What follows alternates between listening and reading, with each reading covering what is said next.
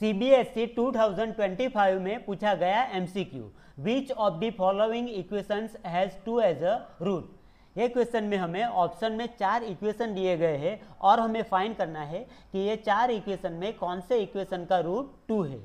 तो जो भी इक्वेशन का रूट 2 होगा वो इक्वेशन में हम अगर x की जगह 2 पुट करेंगे तो LHS is equal to RHS होना चाहिए।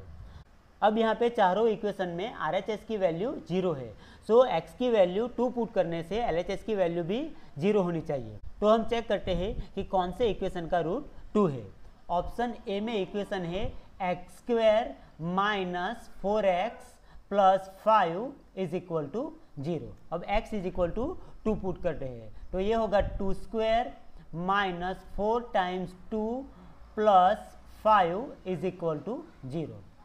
2² is equal to 4 minus 4 two जा 8 plus 5 is equal to 0। 4 plus 5 is equal to 9 and 9 minus 8 is equal to 1। So LHS is equal to 1 होगा and RHS is equal to 0 है। So यहाँ पे LHS is equal to RHS नहीं होता है, so option A answer नहीं आएगा।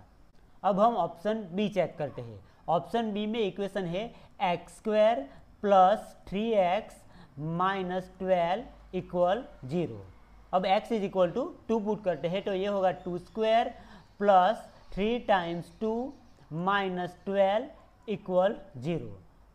2² is equal to 4 plus 3 two जा 6 minus 12 is equal to 0। 4 plus 6 is equal to 10 and 10 minus 12 is equal to -2। So यहाँ पे LHS इज इक्वल टू होता है -2 and RHS is equal to है 0।